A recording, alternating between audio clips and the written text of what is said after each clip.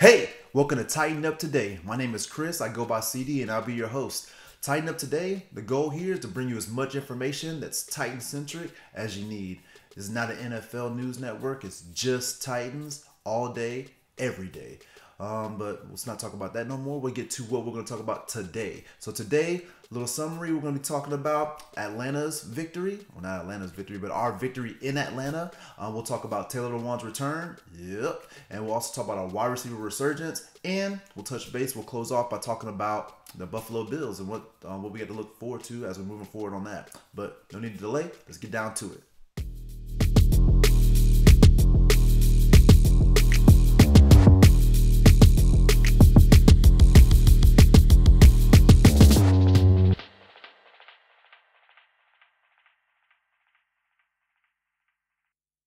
Welcome back. So let's jump right into it. Atlanta Falcons 1-2 last week. Tennessee Titans 1-2 last week. Go into Atlanta, handle business.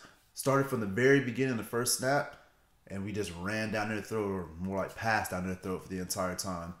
Big game all the way around for both teams. Somebody needed to come out 2-2 to end the first quarter of the season. That happened to be us with a huge win and a big announcement to the world to let us know that we are back and we're for real.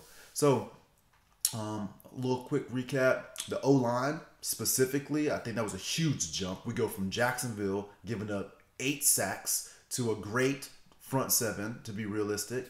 And then we go to this past week against Atlanta, and we give up a massive 0 sacks. So I would think that's the biggest adjustment in the front line that happened.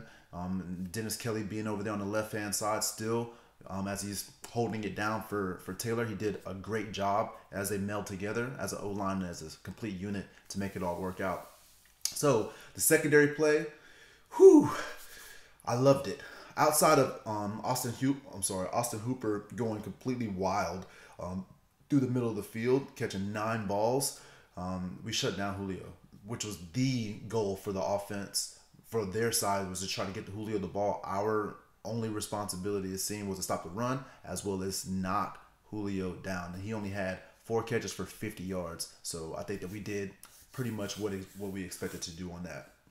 Offensively speaking, specifically Marcus Mariota, because he's going to be the focal point of the offense. The word that comes to mind, trust. The reason why I say trust is because over his career, what I've noticed is he does not trust his receivers to make plays. He says it in his interviews, but whenever it comes to action, he's just not throwing the ball when it needs to be thrown. He's almost waiting for them to be open, make eye contact. I know that you're open, you know that you're open, and then throw the ball. It wasn't the case this week. Here's a play right now we can see where he threw it to Corey Davis, out route, and he got rid of the ball a little bit earlier, and you can see where it was perfectly timed.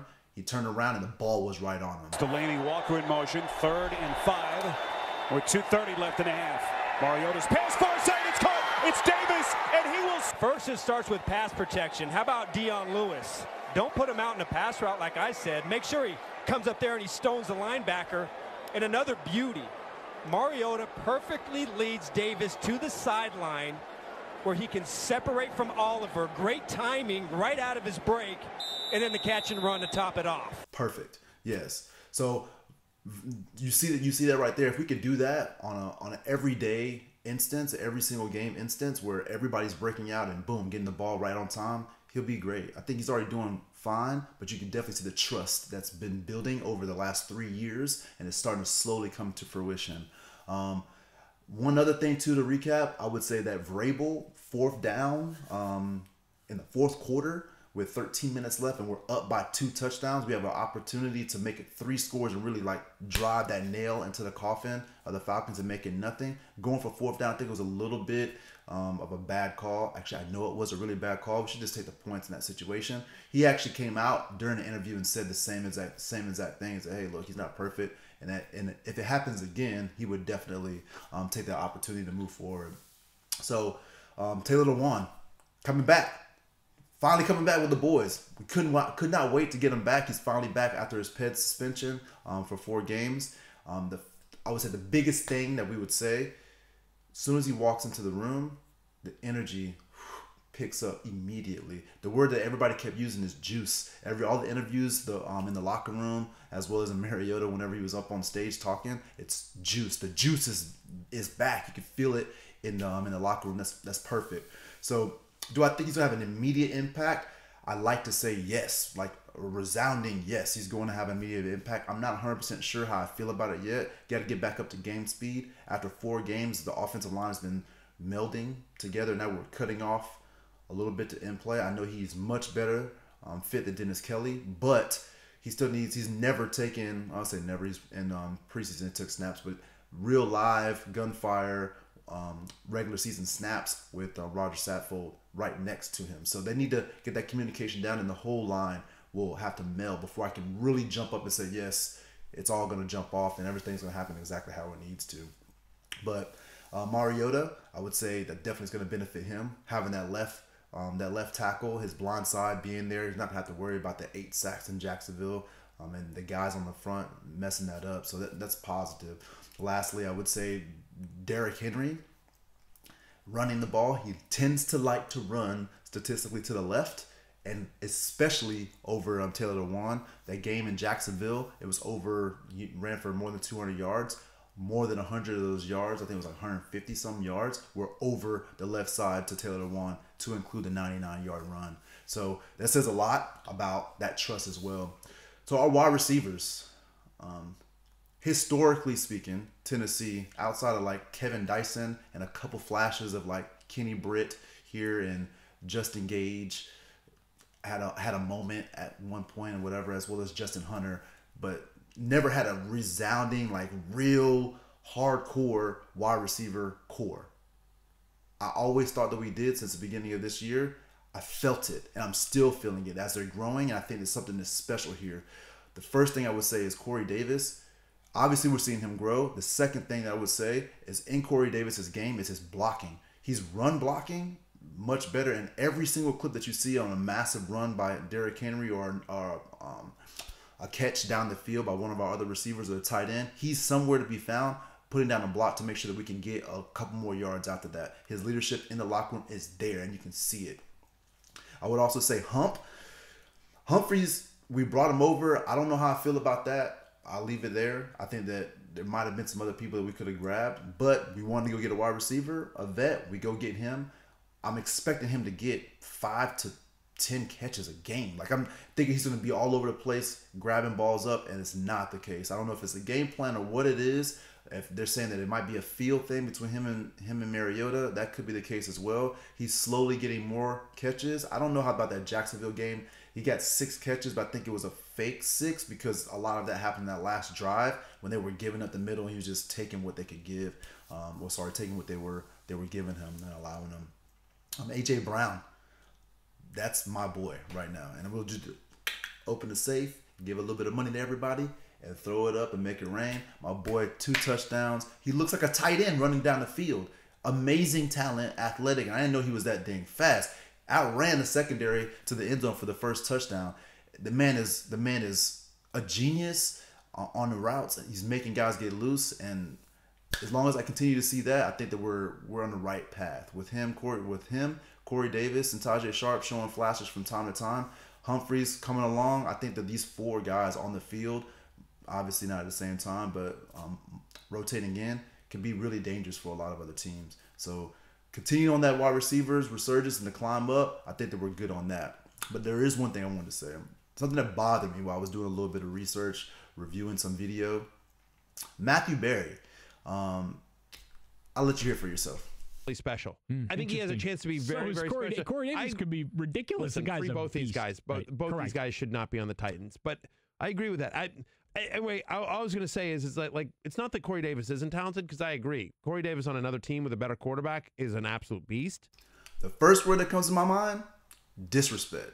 These guys are NFL players. And you, sir, Matthew Berry, are not a GM and don't get to decide who plays where. Actually, you're a fantasy football specific analyst. So stay in the fantasy football realm. No, Corey Davis isn't putting up massive fantasy numbers, but from a team perspective, he's supposed to be where he's at, as we drafted him 5th overall a few years back for a reason, and we're slowly starting to see that come along. No, he has not busted onto the scene like Mike Evans or these other guys did in their time. But the way our offense runs is totally different.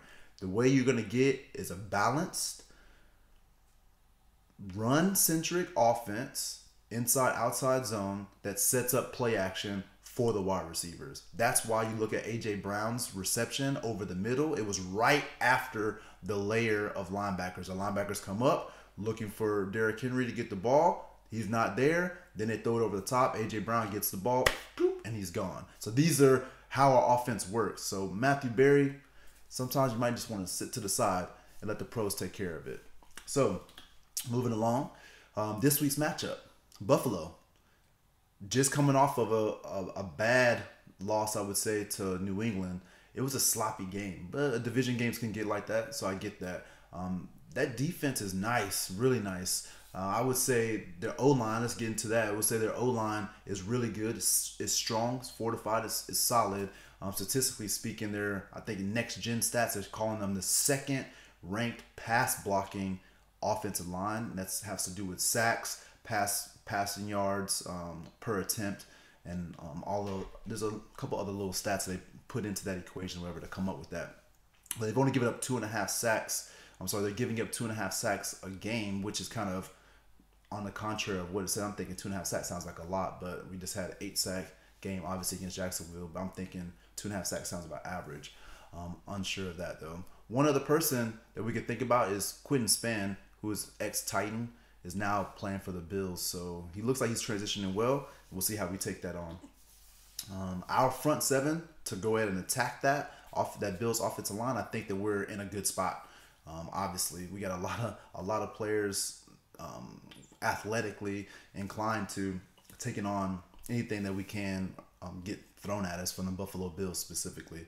They're sound, very disciplined. You're not going to get any penalties, really. There are very few penalties off of us, off of that front seven. Nobody's jumping. Jayon Brown is flying all over the place. You can tell that he's now in his own. He gets no love from the NFL community, but we obviously see it. He's around every single play. He's a playmaker, huge playmaker, and he's going to constantly be around the ball, and that's on the run game as well as in the pass game. But I think that we can be running a lot of stunts, stuff up front, games to try to get towards Josh Allen to disrupt him. But we'll see how that works. But you got Cameron Wade coming off the edges. Same thing with Harold Landry. There should be a lot of pressure, I'm thinking, coming at these guys throughout as Dean Pease is slowly implementing, or now rapidly implementing, this defense, his defensive scheme with our guys being in year two now. But Casey clogging up the middle as well. I think that we're in a good spot right now. So Buffalo Bills rush offense. Okay. They got the oldest running back ever, it seems like, back there in Frank Gore, but he looks like he's 25. He just ran for 100+ yards last week against the Patriots, who have a strong defense all the way around. The other runner, Devin Singletary, has been dinged up. We haven't really seen much of him this year, but he's looking as if he'll be a game time decision. So we'll see how that shakes out. Titans defense against the run. Our rush defense is elite. I don't know another way to put it. It's say elite, but we'll come back. I'll take one step back and say that we've allowed some massive runs at bad times, like really bad times. We had a Marlon Mack. I'm sorry, it wasn't Marlon Mack. I don't even know the running back, the Colts running back that like busted out for like a 50-yard run in week 2 that ended up crippling us. Then we had even Devontae Freeman had like a quick sprint breakout last week. It was only for like 15 yards, whatever. We brought him back down. Leonard Fournette at the end of the game on that Thursday night, whatever, broke a long run. We can't do that. We bottle them up the entire game and then let them loose just for one play.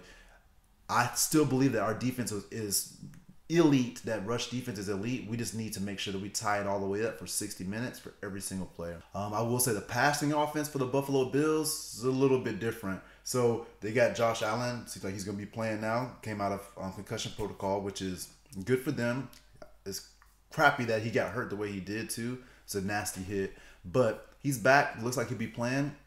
I think it's a pro and a con, good and bad for us, because Josh Allen, this guy's arm, this kid has an arm. Like, he can throw the ball anywhere on the field. Very athletic. That's the bad side, I guess, of having him there. He can throw the ball up. He's a gunslinger, and he has been known to make some passes, try to throw it in a spot that he probably shouldn't throw it in, and we can, I think, in that case, we can jump in there and grab a couple interceptions and make him make some mistakes. Dean Pease running some schemes up front to make him make a mistake on the back end, so we can have our guys jump and do something. The other side that I'm worried about, him being a gunslinger. You remember Jacoby Brissett week 2? How I feel like we sacked him 100 times, but yet he always escaped. I have a fear of Josh Allen kind of doing something similar to that. We need to wrap up the quarterback. Getting there is just half the job. We have to finish the job, wrap him up, bring him down, because if he's escaping and gets to that second level while secondary is running around covering defenders, Josh Allen's going to be able to run for 20 yards a pop if he's able to get loose. So we need to make sure we wrap up and tackle and get this guy down to the ground because he can't escape. So I would say that the Tennessee Titans defense, against that, definitely, I don't know if it's a quarterback spot or what is it specifically, but we need to make sure we knock him and get him down. But right now we're 11th against quarterbacks. For passer rating, it's 87.4 is what we're giving up at this point in time. I'd say that's pretty average, I guess, because it's in the middle of the line. I'd like to see that a little bit lower, especially the quarterbacks that we played. Matt Ryan was actually a really good game. He's probably the best quarterback we played this year, but we just got to get those numbers down. Realistically, we just got to get those numbers down. So the cornerbacks, Malcolm Butler, like I said earlier, has been a monster, has been a beast lately. The physical play, man, you can see even Adoree Jackson, physical, Logan Ryan, physical. These guys on the outside giving up nothing. We need to bring that back to Nashville and make sure that we keep that energy and handle these wide receivers, because Zay Jones, he's a real threat. Haven't seen him really blow up like I thought he was going to coming out of college, but the man is a beast and can be. But I like what we're going to be able to do on a defensive side. Kevin Byard, speaking of in the past game, Kevin Byard, interception, only one. We're through week 4. What's going on? I'm expecting 4 or 5 interceptions. I need you to step that up. I think this week, the gunslinger lets one fly a little bit too high, and Kevin gets one. Maybe even takes it back. But I definitely see a turnover, and Kevin Byard having his hands wrapped around that. The rangy linebackers that we have underneath, that's real too. You got, obviously, Jayon. We'll talk about him. But him backing up and playing in the middle of the field to be able to stop all that stuff down. These guys, he put a hand on the ball last week. I see him doing all that stuff as well. He just needs to be around the middle of the field to make sure that stays contained. You got Brian Duval, the OC. Never really heard of the guy, but I did a little bit of research. The man he worked under Nick Saban as a quarterback's coach, worked under Bill Belichick. He's got 5 Super Bowls. He was under the New England Patriots during that run. Got 5 Super Bowls with them and a national championship under Saban. The man knows a lot. He's actually kind of looked at as a quarterback guru. He's got a good quarterback. He's teaching them up, obviously, right now. Very aggressive. Likes to stretch the field vertically. Not so much a great thing for us because our guys have been beat deep lately, and not so much lately, but this year we have done it. Last year was really bad, getting beat deep, but we've been a little bit better on it. So we need to make sure that we're tight on getting beat, or getting tight on the deep ball this week. Allen will run the ball, and the OC will call plays for him to run the ball. So we need to be aware of that. Again, him scrambling is one thing, which is probably harder than just regular run plays, but they'll call a quarterback draw straight up or run to the right, run to the left. So we got to make sure that we're on that as well. Our defense, the adjustment that we'll have to make to that, I'm thinking that we're going to be creative. Dean Pease is one of the most creative DCs in the game right now, and now that our team is starting to get really meshed, that defensive side, we're able to easily call plays and get the front 7 all intertwined, run some games, whatever, and really mess with Josh Allen. I think that's something that we're really working on and hoping to do this week to keep him on his toes. The blitzers, they come from every level. I've seen Logan Ryan get a couple sacks already this year. They're blitzing safeties, they're blitzing linebackers. We got outside linebackers, Harold Landry, I guess a couple times last week on 3rd downs, fakes the rush and then drops back into coverage. So we got guys coming in and out from everywhere. So I think Josh Allen, as a young quarterback, is going to have his hands full with Dean Pease, a vet DC, calling all the plays, whatever, to really mess with them. So we'll see how that works out. Our pass offense, Tennessee Titans, looked really well against Cleveland, looked really well against Atlanta. The consistency, obviously, has been talked about across all media. It's a real thing, but I think this week is the perfect time for us to show that, hey, look, not only did we pass last week, but we're going to pass again, and we'll be able to do it this week.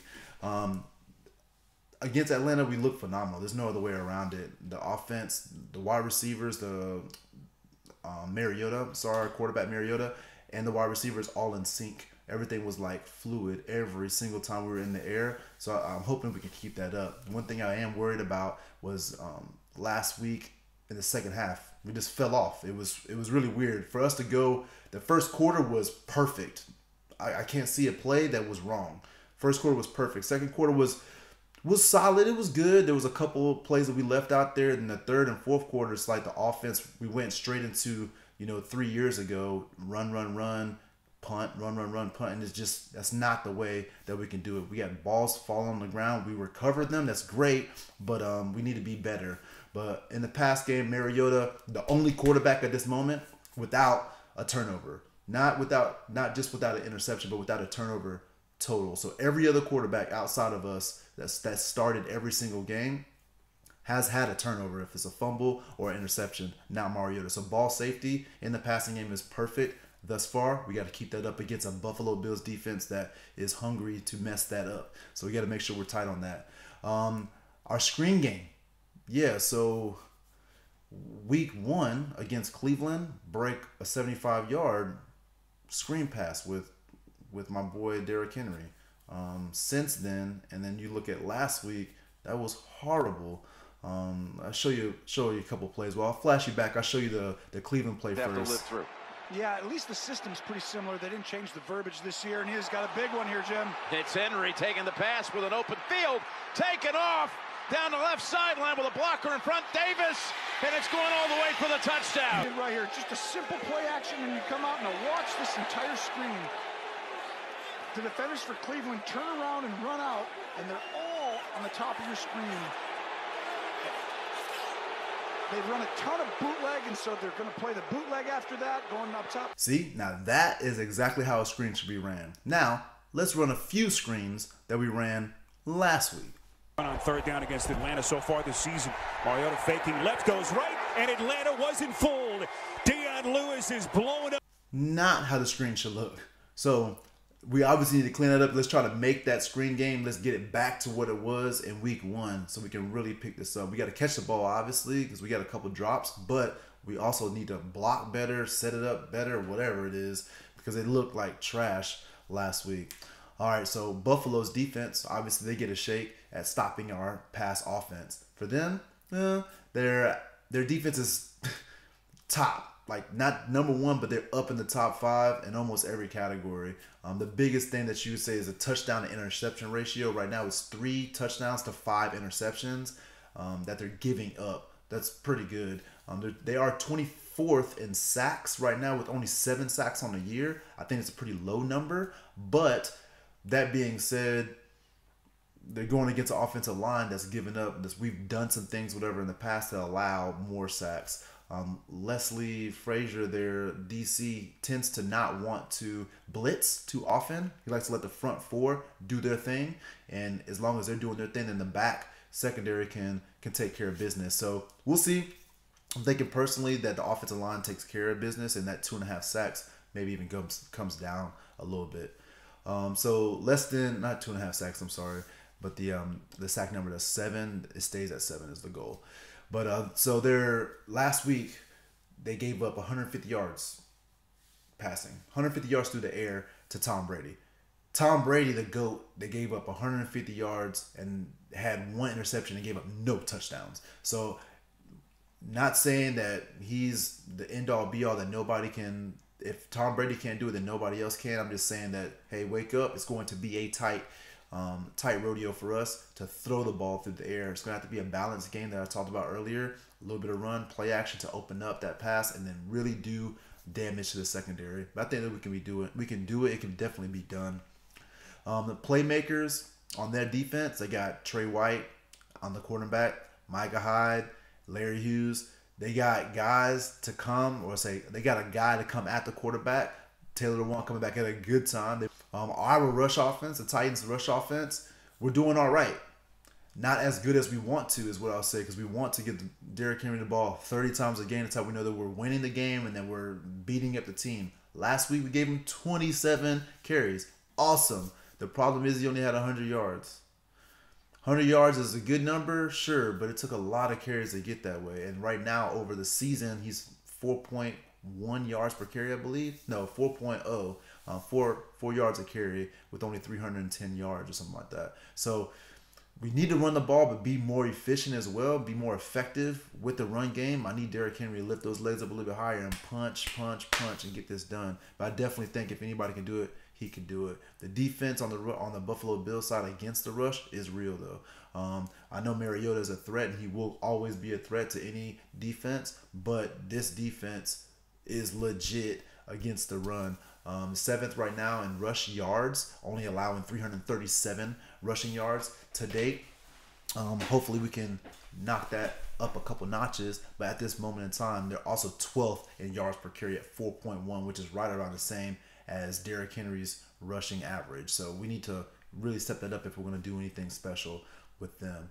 So the next thing I would say is our offensive coordinator, Arthur Smith. I'm in love with him, man. Absolutely in love with the guy. Being in our system this whole time and going through it and keeping everything the same way, pretty much the same way as how it was last week, has definitely helped Marcus Mariota and the boys. Right now, continue. You can see I don't want to say it's conservative. It's like a controlled chaos kind of thing. So like we have the weapons to do damage, but we're reining it back, not showing too much, really being conservative with the run, pounding it in there, but at the same time opening up. Whenever we can take a shot, we take a shot. I've been a Titans fan since 1996, and historically speaking, we don't really take deep shots. Again, it's not our offense. We're really run centric, good defense with some good quarterback play mixed in. That's what the goal is. So we're not doing that, but definitely I can see that there's more aggression in the vertical game and trying to set some things up. And he's being creative. That's all we can really ask for out of an offense. Nobody likes run, pass, run, pass. That gets old after a long time. So him mixing it up, showing some creativity is big. Other side, you'll see him. I think we need to do some RPOs.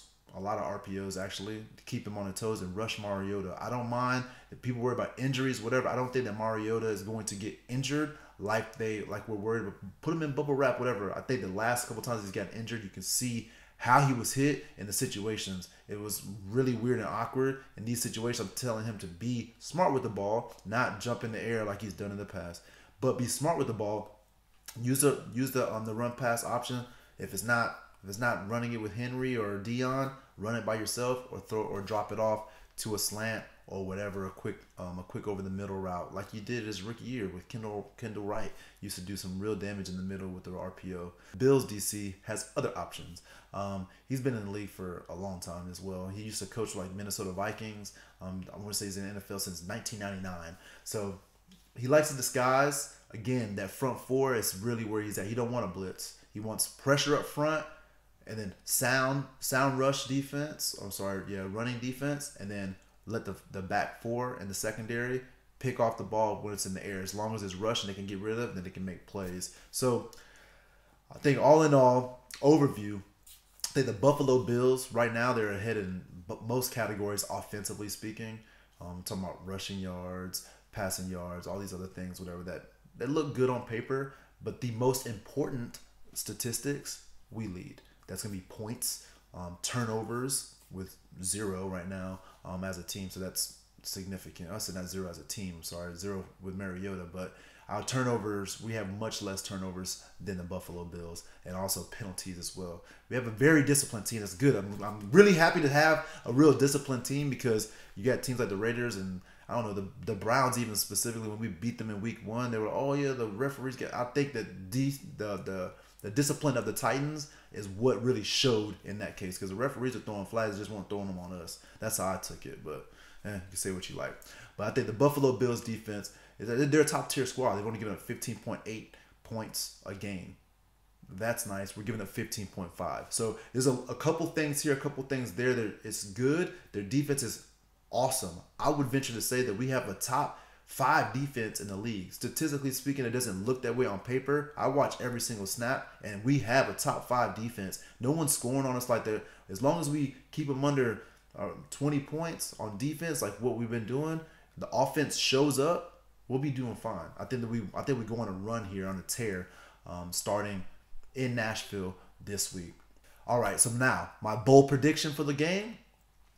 I'm gonna go and tell you right now, Buffalo Bills defense, major stingy defense, especially against the run. At this moment in time, the longest run they've given up all season is 27 yards. I'm gonna go and tell you right now, my bold prediction is we break that. So that concludes today's episode. If you loved it, liked it, enjoyed it, show me some love with a like. Subscribe if you want to see some more episodes for tomorrow and beyond. But before you leave, I have one question. Why tighten up tomorrow when you could tighten up today?